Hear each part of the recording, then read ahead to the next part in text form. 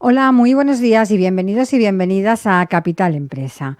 Hoy arrancamos con una idea que mueve el mundo de los negocios, pensar como los que tienen dinero. No se trata solo de acumular riqueza, sino de adoptar una mentalidad estratégica, de anticiparse, de identificar oportunidades donde otros solo ven obstáculos. Porque la manera de pensar que puede ser tan valiosa, porque la manera de pensar puede ser tan valiosa como el capital mismo. Después pondremos foco en un tema que merece toda nuestra atención: discapacidad, salud mental y empleo. Cómo generar entornos laborables más inclusivos, cómo las empresas pueden convertirse en aliados reales y cómo transformar retos en oportunidades de crecimiento para todos. Hoy hablaremos de dinero, pero también de personas, de mentalidad, pero también de responsabilidad y de estrategia que mueve resultados y de la sensibilidad que mueve sociedades. Así que arrancamos Capital Empresa.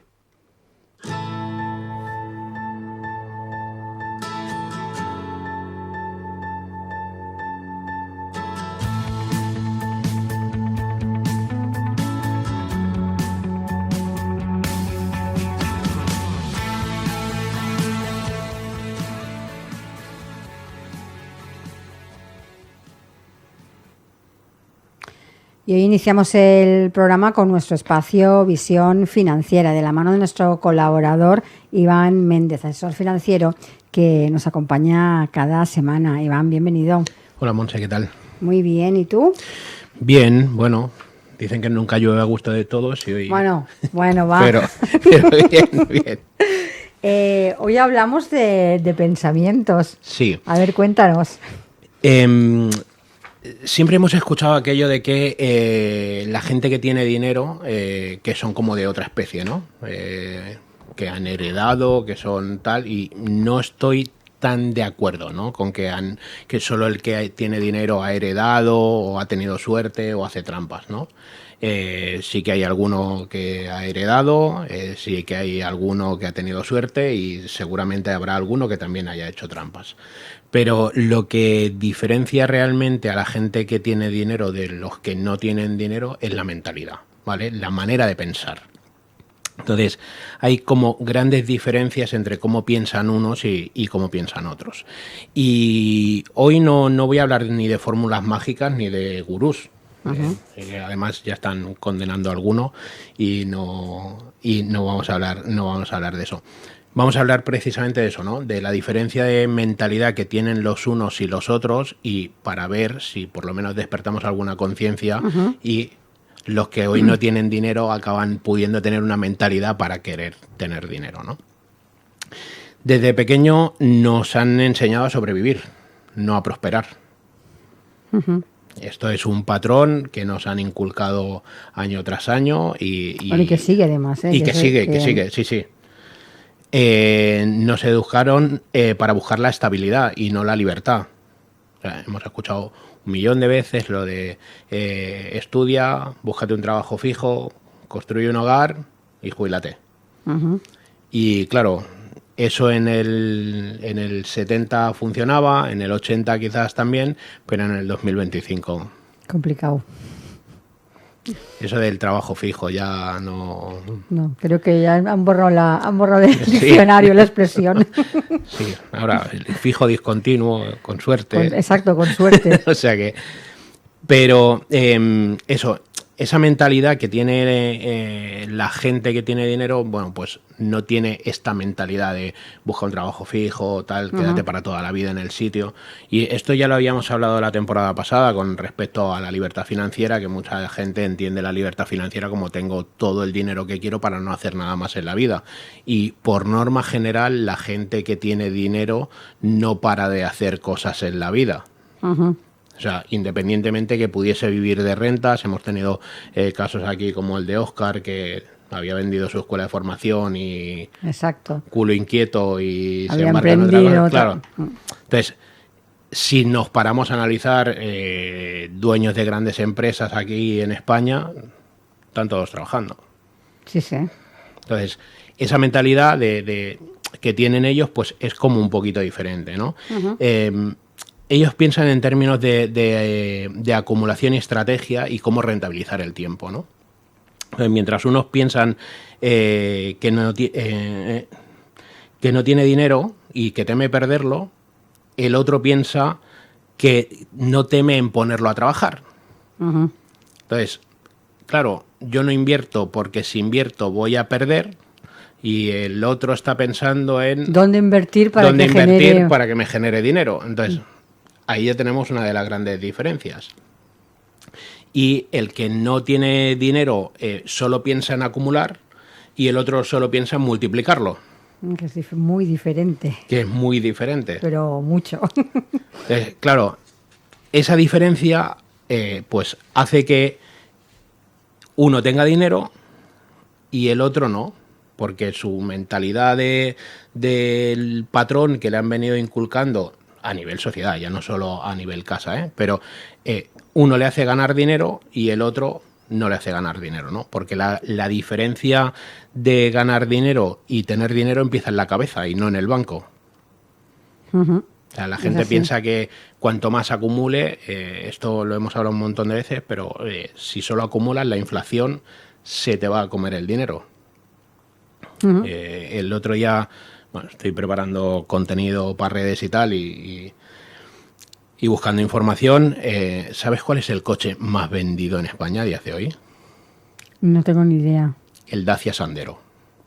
Bueno, eso es una fotografía de, Sí, de muchas cosas. sí, eso aparte. ¿Sabes cuál era el coche más vendido hace 10 años? El Citroën C4. O sea, hay un salto grande, ¿eh? Sí. Vale, pues el Dacia Sandero a día de hoy vale 13.500 Sí. euros. Y hace 10 años valía 9.500 euros. Si contamos que la inflación en estos 10 años ha subido en torno a un 30, un 35%, ahí lo tienes. No, el coche no es más caro. La inflación Correcto, ha hecho que tu dinero pierda valor. claro. Y por eso ese coche te parece más caro, pero la realidad te dice que no. Entonces, Ujú. quien no sabe eso, lo que hablamos, ¿no? Quien no se mentaliza de que la inversión lo va a sacar de que el dinero se lo coma la inflación, pues tu dinero se lo come la inflación. El que está pensando en quiero multiplicar mi dinero, no solo va a buscar que le cubra la inflación, sino va a intentar multiplicar su dinero, Claro. ¿no? Mm. Los que no tienen dinero piensan en términos de gastos. Tengo 1.000 euros, pues me puedo gastar 1.000 euros. Y los que tienen dinero piensan en términos de retorno. Y es, si me gasto 1.000 euros, ¿qué me devuelve? Esa diferencia es la que hay entre comprarte un iPhone por 1.200 euros y comprarte acciones de Apple con esos 1.200 euros. Sí, sí. Está claro. Claro. Uno te da el estatus momentáneo y el otro te empieza a generar un patrimonio. Ujú. Entonces, claro, si solo tengo 1.200 euros o 1.300 y algo que vale, pero solo tengo esos 1.300 euros y me los gasto comprándome el iPhone, sí, pues iré a mis amigos y le diré, mira qué iPhone tengo. Ahora, si me compro acciones de Apple, no podré ir a mis amigos a decirle, mira las acciones de Apple que tengo, porque serán prácticamente irrisorias, pero te empezará a sumar patrimonio. Claro, esos 1.300 igual en un tiempecito ya podrás decir, mira, invertí aquí. Claro, esto, bueno, he estado en Madrid estos días y estaba hablando con una gente en Madrid que se dedican un poco al tema de la bolsa y demás. La gente no es consciente de lo que puede llegar a subir una acción, de las cosas locas que puede llegar a subir una acción de un día para otro, ¿eh? O sea, solo con una noticia un poco... Ah, tal. bueno, sí. La Ah. bolsa, igual que te puede subir ahora de todo, también hay que decir que es Sí, sí, muy miedosa. claro. Y cuando hay alguna cosa, se frena en seco por si acaso. Pero bueno, sí que es verdad que acontecimientos externos la hacen mover continuamente. Claro, y yo personalmente, lo he dicho 1.000.000 de veces, yo no soy fan de las criptomonedas, pero sigo bastante a algún economista y demás, José Luis Cava, y él habla de que están esperando la vela de Dios en Bitcoin. Entonces, que están ahí pendientes de que se dispare y y no saben dónde parará. Yo ya digo, no soy fan de ello, ¿no? Pero realmente la gente no es consciente, ¿no? O sea, todo el mundo piensa que yo pongo mi dinero a trabajar y empiezo a perder dinero. Y no es así. O sea, si tú tienes una estrategia, si haces las cosas bien y demás, no tienes por qué perder dinero. ¿Que corre cierto riesgo? Sí, claro. Pero es que trabajando también. Claro, sí, claro, totalmente. Por eso creo yo que para empezar a invertir también hay que primero empezar a educar un poco la mentalidad, ¿eh? Claro. Porque no puedes empezar a invertir con la mentalidad del miedo por si lo pierdo. Eso es horroroso. Tienes que tener esa paciencia que tienen los que están acostumbrados a invertir, no a la que pasa algo ya estoy vendiendo porque, madre mía, mejor pierdo uno que perder 10. Esas cosas las tienes que, supongo, que controlar antes de meter dinero en inversión. Claro, ¿qué es lo que pasa con eso que estás diciendo? La gente, o sea, te voy a poner el ejemplo fácil, con los 1.200 euros. Yo compro 1.200 euros, con esos 1.200 euros compro acciones de Apple, ¿no? Entonces, mañana las acciones de Apple empiezan a bajar. Pero yo me mantengo allí. Y siguen bajando. Y yo me sigo manteniendo allí. Y siguen bajando y salgo. Porque, claro, ya demasiado, 3 días seguidos bajando, no sé cuándo va a parar, esto es una locura, salgo. Has consolidado la pérdida. Porque mientras no consolides la pérdida, las acciones son tuyas. Sí, sí, totalmente. Entonces, si diferencias el valor del precio... Claro. Claro, si estoy invirtiendo en una empresa sólida, solvente, con poca deuda o cero deuda, con beneficios, el acontecimiento puntual la puede llevar a que su precio baje, pero su valor sigue siendo consistente. Entonces, si aprendes a diferenciar el valor del precio, no tiene que darte miedo. Pero claro, la gente no diferencia el valor del precio. Entonces ahí es donde le entra el miedo y con la mentalidad de la gente, claro, le entra el miedo y consolida esa pérdida. Sí, sí. Entonces, si prefieres recuperar, si prefieres recuperar 1.000, que no que siga bajando y quedarme sin nada o con 500. Esta es la cosa, ¿eh? Entonces creo que para empezar a invertir también hay que preparar un poco la mente. Yo, bueno, llevo aquí hablando bastante de mentalidad. La gente no es tan consciente, ¿no? La gente piensa más que la mentalidad no le lleva a no invertir o no le lleva a invertir de manera adecuada o tal. La gente normalmente lo achaca a la suerte. O sea, bueno, es que la gente relaciona mucho bolsa, inversión y todo esto con suerte y con haber tenido suerte de que, mira, esta vez me ha ido bien. No, bueno. Y yo ahora yo no me encuentro tanto, pero antes me encontraba mucha gente que me decía, no, pero es que mi cuñado jugaba a la bolsa y ha perdido dinero. Claro, porque jugaba. Si es que lo estás diciendo tú. O sea, es que en la bolsa no se juega. Se invierte o no se invierte, pero no se juega. Se juega en el parque con los chiquillos, allí es donde se juega. Pero en la bolsa se invierte. Y juegas a la lotería. Eso sí que es una suerte. Claro. Pero cuando haces una inversión, la que sea en bolsa o no sea en bolsa, se invierte, se tiene una estrategia, tienes un plan de salida, si necesito dinero, ¿qué hago? O sea, veo mucha gente, bueno, tengo ahora mismo una clienta que, bueno, viene a hacer el asesoramiento y veo que tiene comprados ETF del SP500, del MSCI World y del Nasdaq.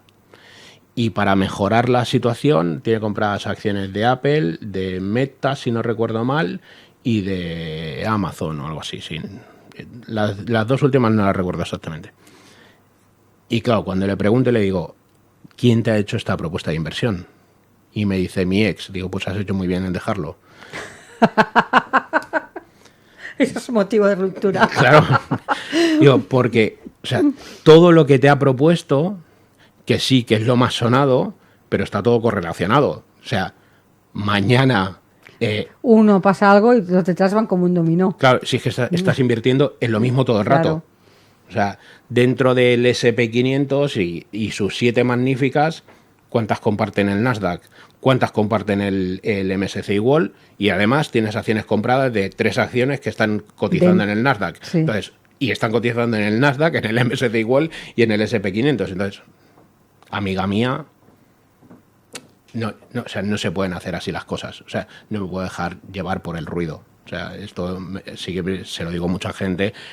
Cuando empiezas a ver información en YouTube y demás, a mí me parece bien y cada uno da su opinión, pero hay que saber diferenciar el ruido de la información.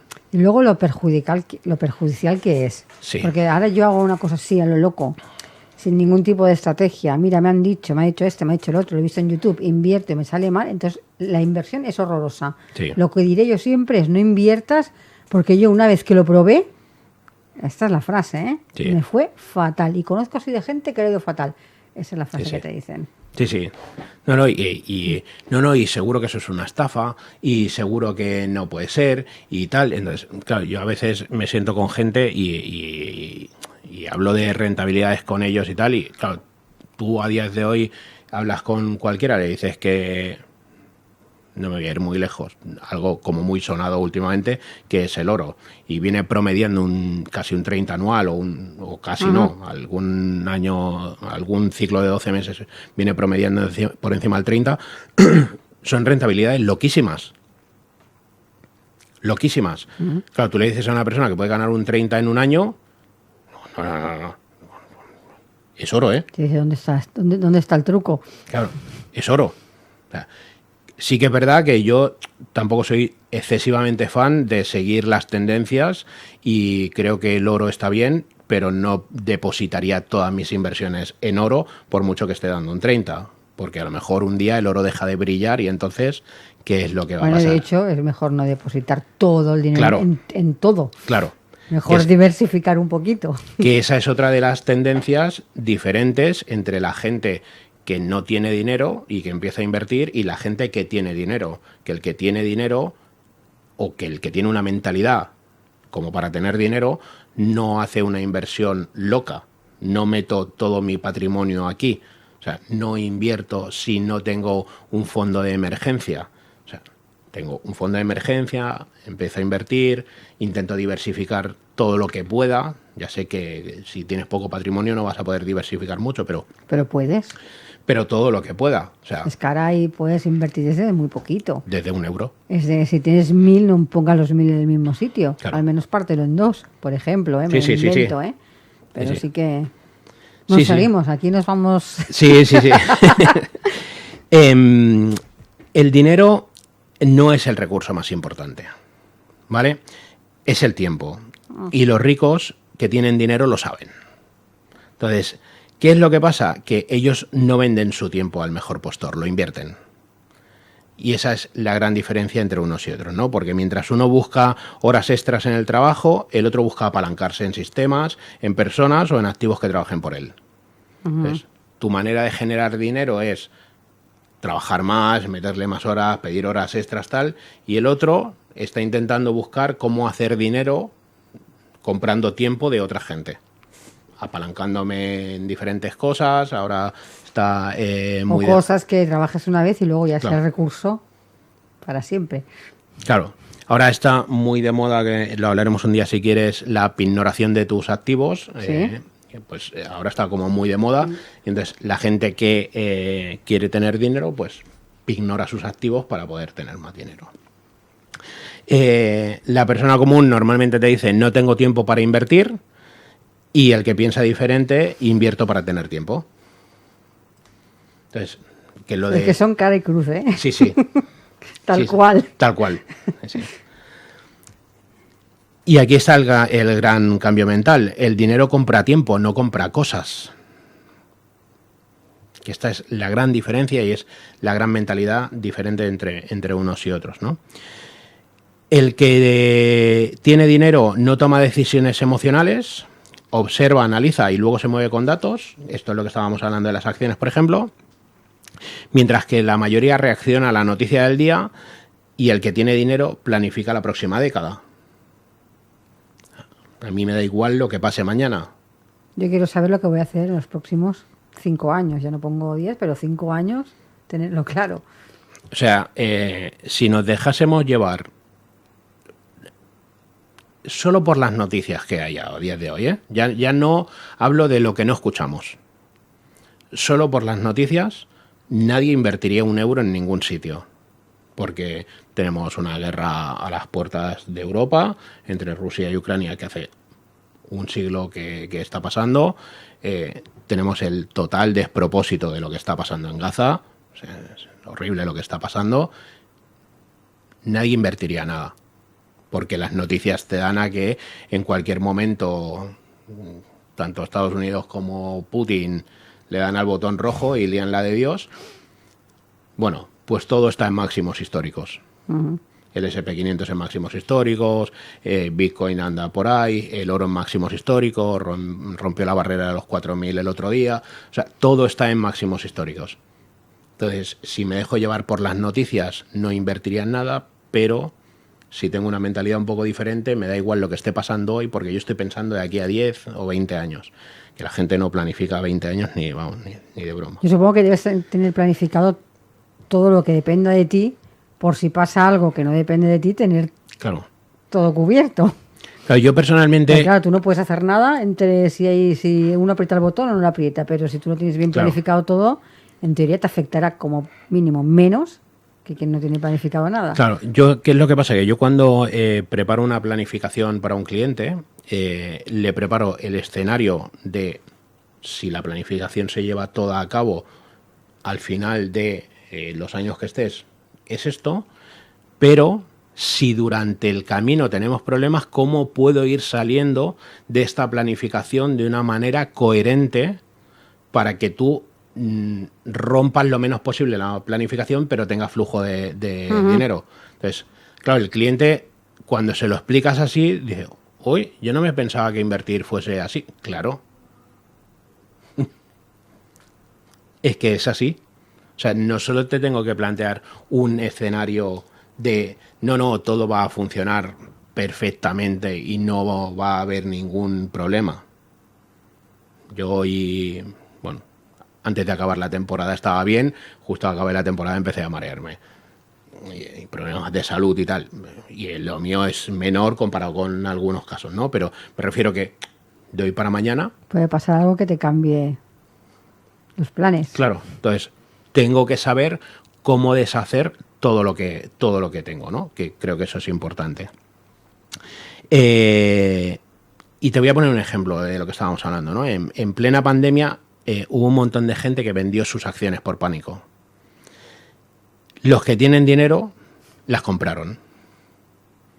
Porque para que unos ganen, otros pierden. Y cuando el mercado se recuperó, duplicaron su capital.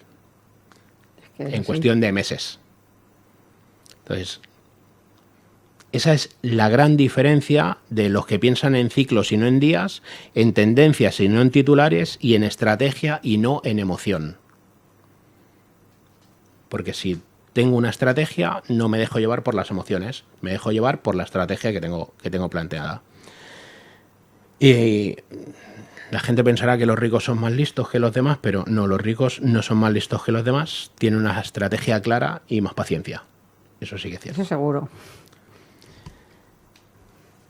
No necesitas tener millones para pensar como ellos, necesitas cambiar tu relación con el dinero, que aquí hay mucho de lo que hablar.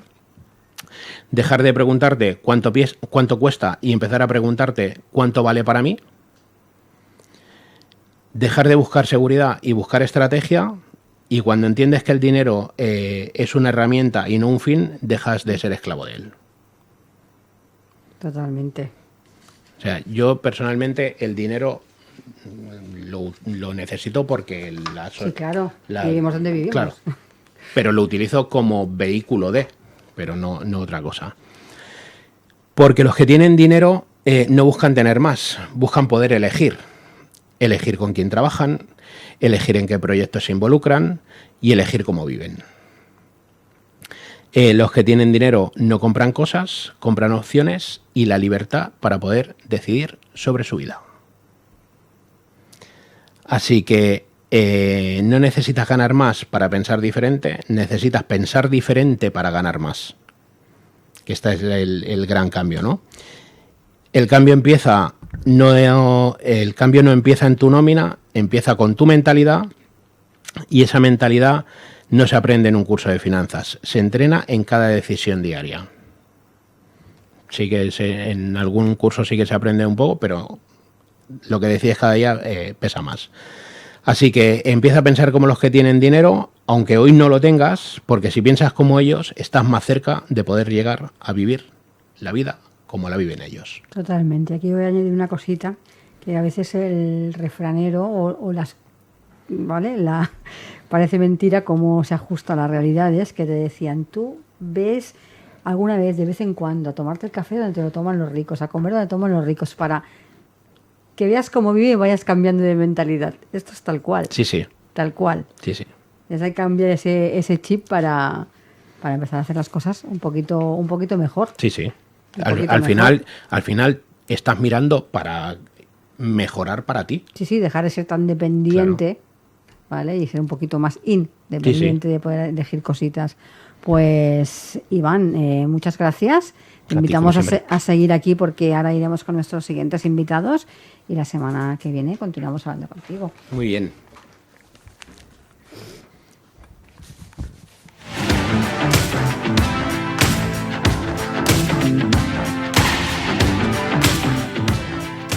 Cada día, de lunes a viernes, os estaremos acompañando para hablar como siempre de empresas, de emprendedores y de comercio. Sigue con nosotros la actualidad que rodea al sector empresarial de la mano de nuestros colaboradores e invitados. Economía, inversiones, nuevos proyectos, comercio, formación, nuevas tecnologías. Como siempre, Capital Empresa.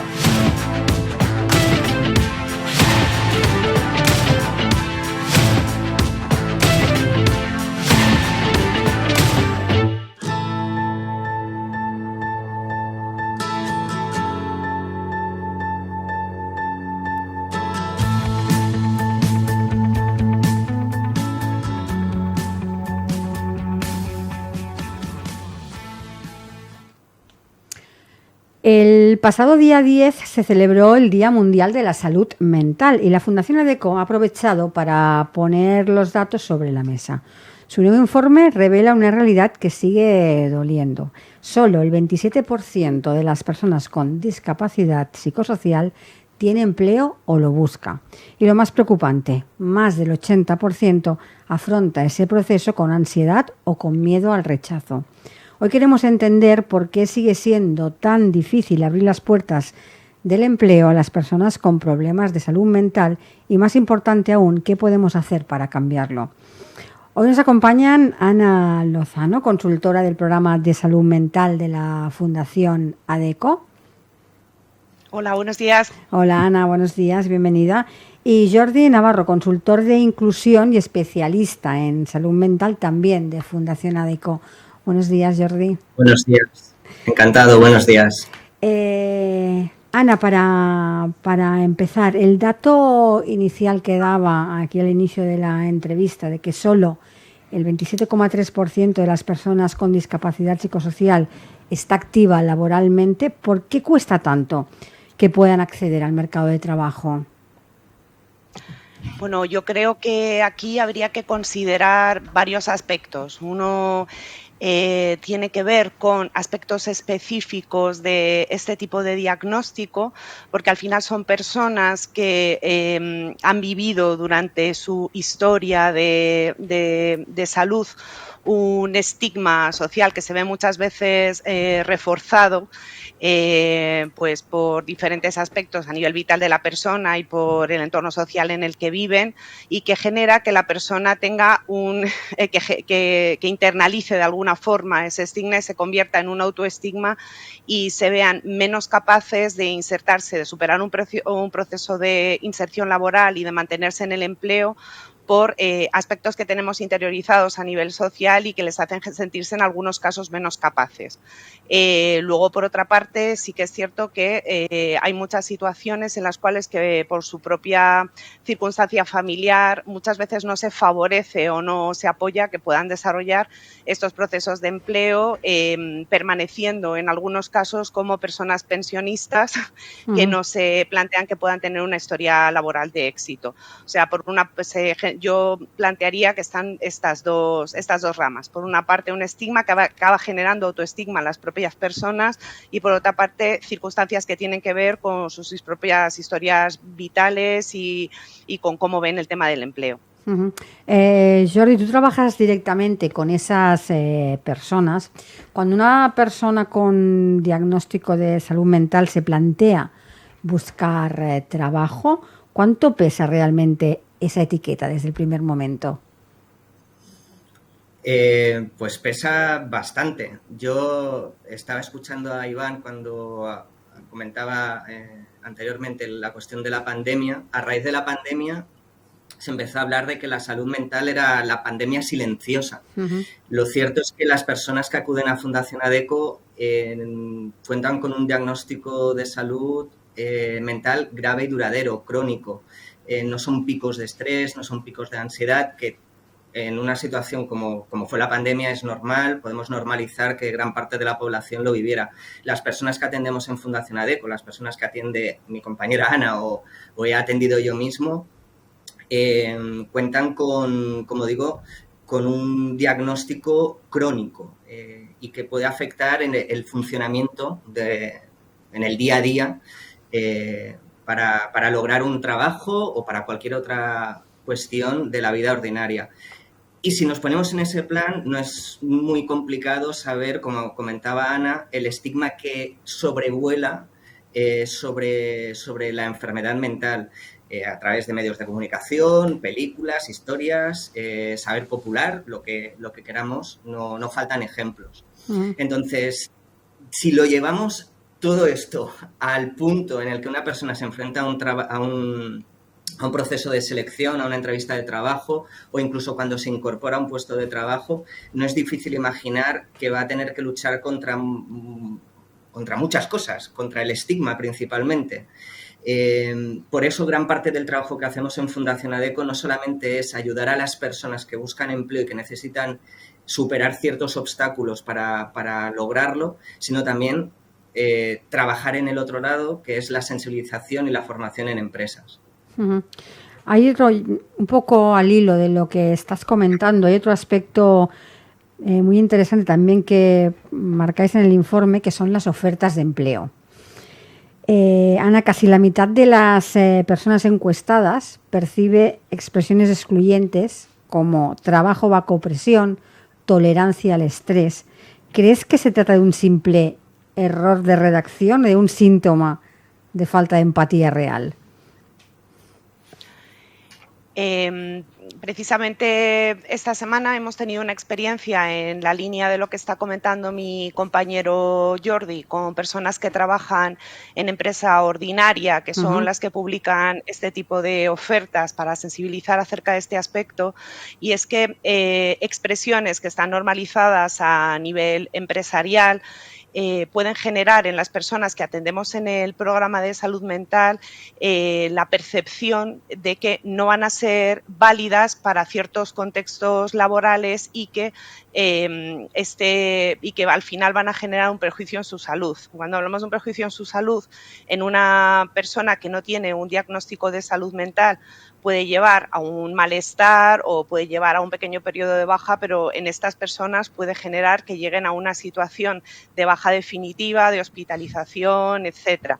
Al final, este tipo de expresiones lo que les hacen es tener la sensación de que van a entrar en entornos que no son emocionalmente saludables, que no van a cuidar su salud, y les hace a veces ni siquiera postularse a ese tipo de ofertas porque sienten que va a haber un agravamiento de su salud. Son expresiones que están generalizadas y que quieren expresar determinadas circunstancias que tienen que ver con el empleo, pero seguro que hay otras formas de expresarlo y así lo hemos podido compartir en esta experiencia que he comentado, para que nadie se sienta excluido en ese tipo de ofertas y se vea realmente las capacidades que tienes que ver a la hora de gestionar situaciones complicadas que se pueden dar en cualquier entorno laboral.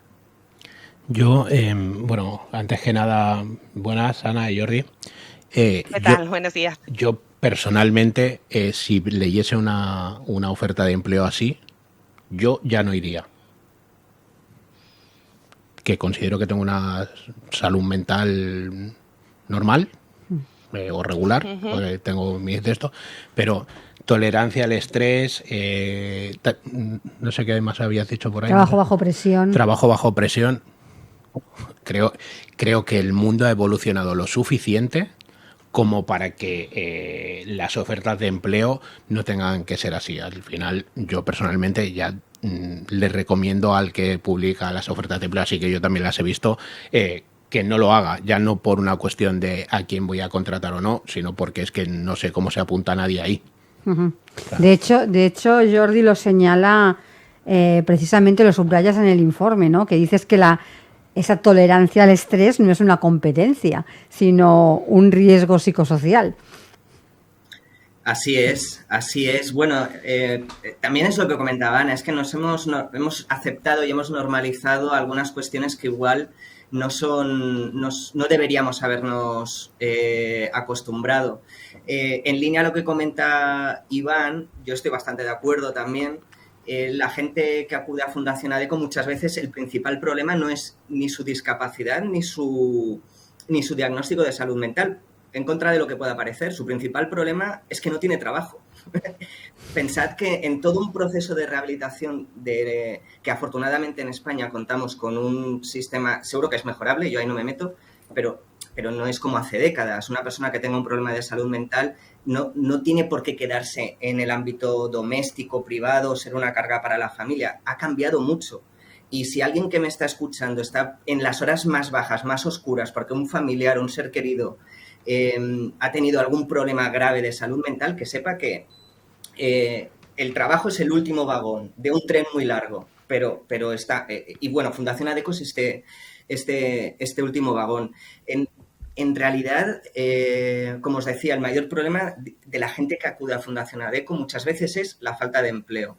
La posibilidad de conseguir un empleo abre un abanico de posibilidades. Y con esto, respondiendo a tu pregunta, Ana, que la tenemos aquí conectada, hace años me dio una metáfora que me parece brillante para este punto que estamos hablando. Ella me dijo, las personas con las que trabajamos tienen mayores posibilidades de tener algún tipo de problema a la hora de trabajar bajo presión, en estrés, pero ojo, son como el canario en la mina. Son las primeras personas que van a caer, pero detrás vamos los demás. No podemos normalizar este tipo de situaciones. Uh-huh. Me gustaría hablar un poco ahora desde el otro lado, del valor que tiene el empleo cuando se consigue. Ana, tú señalas en el estudio un poco a raíz de lo que comentaba Jordi, ¿no? Que el empleo puede ser un auténtico, lo cito tal cual, un auténtico factor de protección a la salud mental, ¿no? Porque te genera esa estabilidad, la autoestima, mejora, te hace entrar en una rutina. ¿Por qué crees que ese potencial sigue todavía sin aprovecharse plenamente? Pues, bueno, yo creo que realmente vuelvo otra vez al origen de lo que he comentado. Tiene mucho que ver con el estigma que existe hacia la salud mental y cómo se visualizan este tipo de personas y las dificultades que tienen ciertas empresas para contratarlas. Se nos da la circunstancia de manera sistemática que muchas empresas están interesadas en incluir a personas con discapacidad en sus plantillas, pero todavía se sigue observando la coletilla excluir personas con diagnóstico de salud mental, que tiene un poco que ver con todo esto que estamos comentando, que se visualiza en los medios de comunicación social, películas, etcétera, con que existe la concepción errónea de que pueden ser personas que se acogen a más bajas laborales o pueden resultar violentas o pueden no desempeñar su trabajo correctamente. Pero también tiene relación con lo que he comentado antes del autoestigma, y es que muchas personas no dan el paso a postularse para un empleo o para pasar un proceso de selección o postularse para una determinada entrevista porque son ellos mismos los que asumen que estas personas van a tener, las que les van a contratar estas ideas preconcebidas. Entonces tenemos una dificultad que va desde dos lados. Por una parte, hay como menos predisposición a contratar, y también las personas a las que atendemos desde los diferentes programas de Fundación ADECO les resulta más costoso plantearse dar ese paso. Si bien son personas perfectamente formadas, que están perfectamente capacitadas para el empleo y que además tienen una competencia fundamental en el mercado de trabajo, que es la resiliencia. O sea, son personas que de repente han tenido que afrontar un diagnóstico de salud mental y en muchos casos reinventarse a sí mismas. Y a mí me parece que en ese sentido pues nos tienen muchas lecciones avanzadas al resto de los seres humanos, porque son personas como muy resilientes y con mucha gana de lucha y con mucha gana de trabajo. Así que realmente es una pena, porque se pierde muchísimo talento y además se pierden muchos trabajadores con grandes capacidades de resiliencia. Jordi, hay un dato también que se indica en este informe, que es que a pesar de conseguir ese empleo, el miedo no desaparece. Es decir, siguen teniendo creo que señaláis, cada 2 de cada 3 personas que tienen constante miedo de perder ese empleo. Es decir, que cuando lo consiguen, el miedo no logra desaparecer totalmente. Una de las cuestiones que hemos comprobado desde Fundación ADECO es que el éxito no es cuando la persona firma el contrato. Yo antes celebraba, yo ayudaba a una persona a encontrar trabajo, firmaba y yo lo celebraba.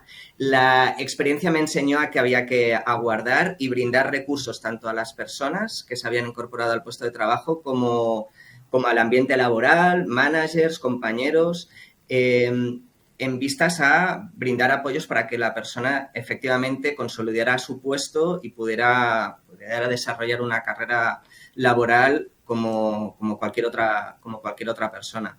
Entonces, es inevitable, hablando de salud mental, que salga muchas veces la palabra estigma y autoestigma, que ya lo ha explicado fenomenal Ana.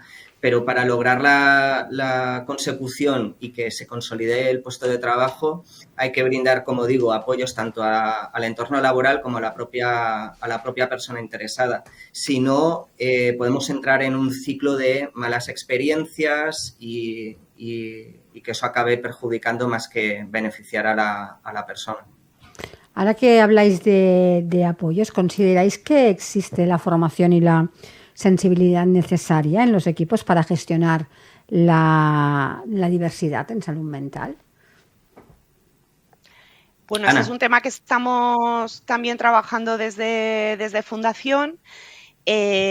Porque bueno, consideramos que por una parte a nivel interno, de hecho es un tema que ha surgido en la experiencia piloto que he comentado que hemos realizado esta semana con empresas. Los propios gestores las propias gestoras de recursos humanos nos comentaban que a ver cómo lo podían abordar internamente. Incluso una persona planteaba si desde prevención de riesgos laborales se tendrían que valorar ciertas circunstancias que tienen que ver con la salud mental. Por otra parte, desde el programa de Fundación ADECO y también desde la Red Madrileña de Salud Mental se brinda ese tipo de apoyo de manera gratuita y generosa, y se da todo el asesoramiento que necesitan las empresas. Y es que al final tampoco estamos hablando de grandes inversiones de capital, de grandes sumas ni de grandes dificultades. O sea, con una gestión que tiene que ver con una serie de reuniones, se le pueden dar a los equipos en los que están trabajando estas personas algunas orientaciones que pueden permitir que la persona se sostenga en el empleo. Y luego también es lo que dice Jordi, ese beneficio de clarificar tareas, ver procesos, ver tiempos, ver ciertos aspectos, es algo que al final va a beneficiar también al resto de los trabajadores y trabajadoras. Uh-huh. Más allá de los ajustes, digámosle, técnicos, también hay un cambio de mentalidad, creo que pendiente. ¿Diríais que hablar de salud mental en el trabajo todavía es un tema muy tabú, o que empieza a haber ya cada vez más apertura y más naturalidad al hablar de este tema? Bueno, yo me adelanto un poco, Ana, luego yo simplemente tengo la oportunidad de ir a empresas a hacer formaciones sobre salud mental jornadas de sensibilización. Yo creo que hay que partir de la base de que las empresas acaban pareciéndose a las sociedades en las que se encuentran. Es que es inevitable. De la misma manera que otros elementos, otras características de una diversidad social, pues mi padre en su lugar de trabajo ni lo vio asomar y ahora lo hemos normalizado. No voy a dar ejemplos. Los que nos vengan a la cabeza nos sirven. Hablando propiamente de salud mental y si es un tabú en el trabajo, la historia corta es sí, lo es, lo sigue siendo. Hay que hacerse la idea de que lo va a seguir siendo, pero yo personalmente lo concibo como que los cambios culturales necesariamente son lentos. Es decir, no se soluciona ni con 2 campañas, ni con mensajes. Yo cuando voy a empresas y hago este tipo de formaciones, es que no es raro encontrar gente que en su entorno pueda conocer a personas que lo están pasando mal, que lo hayan pasado mal por un tema de salud mental. Entonces, un cambio cultural es lento, es el ejemplo de Guatemala, hay que ir insistiendo. Francamente, lo comentaba anteriormente, yo creo que estamos mucho mejor que hace décadas y el objetivo es cada vez estar mejor, no ir hacia atrás. Jordi, discrepo un pelín contigo, ¿vale? Adelante. Creo que hace décadas tenían menos conocimiento, creo que ahora somos peores personas. Bueno, yo ahí... Sí, o sea, creo en la valoración moral de ahí me inhibo. Sí, no, te entiendo. Tú déjame a mí que ya me meto yo en el charco. Creo que a nivel social, en el 1 a 1 no hay tanta problemática, pero creo que en la mayoría oculta, lo de la salud mental lo tienen como es una tontería y si te puedo atacar y hundirte mejor, ¿vale? Y yo personalmente, que yo voy cada 15 días a mi psicóloga y lo digo abiertamente, esto a veces me ha dicho gente, tía, di terapeuta, no, digo psicóloga, porque es a lo que voy. O sea, y cuando necesito ajustar la cabeza voy a la psicóloga y cuando necesito ajustar la rodilla voy al traumatólogo. Entonces, sí. Creo que la naturalidad con la que se cuentan hoy las cosas, creo que hace falta mucha más pedagogía y tiene que pasar mucho más tiempo y no solo en la empresa, sino creo que la sociedad como tal tiene que cambiar todavía muchas cosas, porque aunque se está haciendo mucho ruido con el tema de la salud mental, creo que queda mucho trabajo interior de muchas personas para que esto se acabe instaurando dentro de la gente, ¿no? Sí, al hilo también de esto que... Perdona, Jordi. No, iba a decir que igual no discrepamos tanto. Al hilo de esto que comentas, sí que es curioso que en la experiencia que hemos tenido esta semana con empresas, una pregunta que se encuentran los beneficiarios y beneficiarias del programa de manera habitual cuando llegan a una empresa y hay una percepción de que hay un diagnóstico de salud mental, tiene que ver con la medicación, ¿no? De repente se pueden encontrar con preguntas de qué medicación tomas cuando muchas veces el responsable o la responsable de recursos humanos no sabe muy bien de qué está hablando.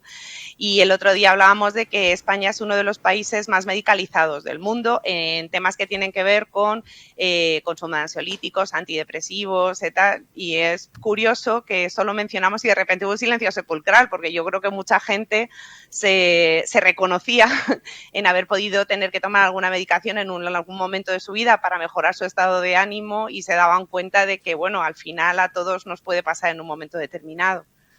Jordi, Ana, estaría horas hablando con vosotros, pero el tiempo obliga, hemos llegado a nuestro tiempo. Un placer hablar con vosotros.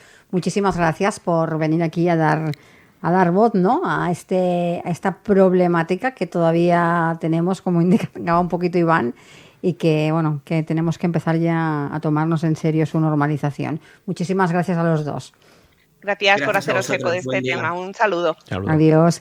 Iván, a ti te veo la semana que viene. Y nosotros volvemos mañana. Les espero a las 11 en Capital Empresa. Así que hasta mañana y feliz día.